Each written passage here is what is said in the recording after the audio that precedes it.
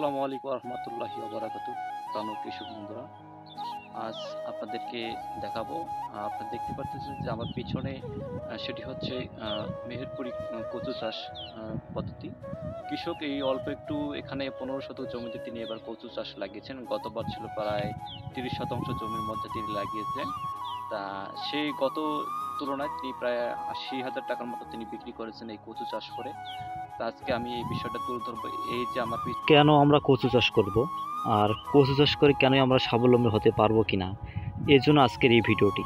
কৃষক যারা প্রাণ কৃষক বন্ধু আমার যারা আছেন, যারা নিয়মিত আমার ভিডিওগুলো দেখেন, তাদের জন্য অনেক হেল্পফুল আজকের ভিডিওটি হবে কৃষি বিষয়।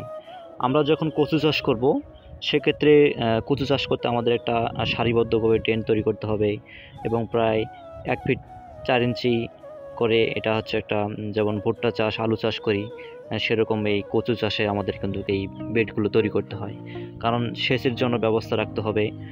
আমরা যখন এই কচু লাগাবো বই, একটি থেকে আরেকটি দূরত্ব হবে প্রায় 1 টাক্কর করে, যাতে এই একটু পাতলা হতে ভালো হয়, যাতে যাতে বইগুলো অনেক ধরতে অধিক ফলন হয়। সেক্ষেত্রে একটু আমরা ঘন করে বেশি দিব না, এটা একটা বিষয়। আর বিশেষ করে কচুর বই গাজিয়ে উঠতে প্রায় 1 মাসের বেশি সময় লাগে। অনেক সময় দেখা যায় 1 মাসের মধ্যে গাজিয়ে না। সেক্ষেত্রে সেচ দিয়ে পুরো জমিকে ভরাট করে রেখে ভাসিয়ে দিলে তারপর এটা গাজিয়ে ওঠে।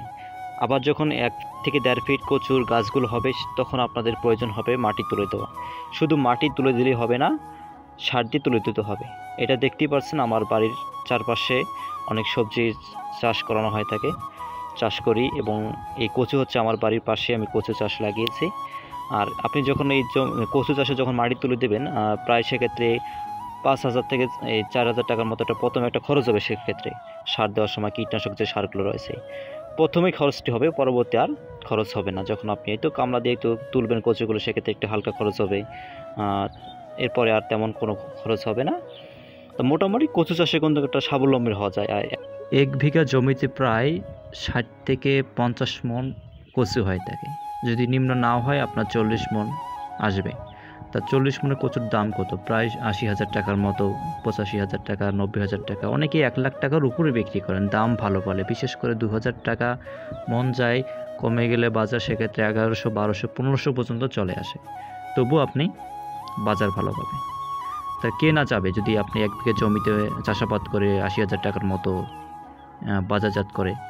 তো এই যেটা আপনাদের জন্য অনেক ভালো, তাই না? যাকে হচ্ছে যে দেখতে পাচ্ছেন যে ছাগলটি, এটা হচ্ছে খাসি আমার বাড়ির।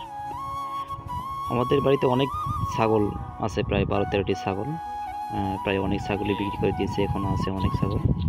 তার মধ্যে এই খাসিটি রেখে দিয়েছি, অনেক সুন্দর, এই অনেক আদরের খাসি।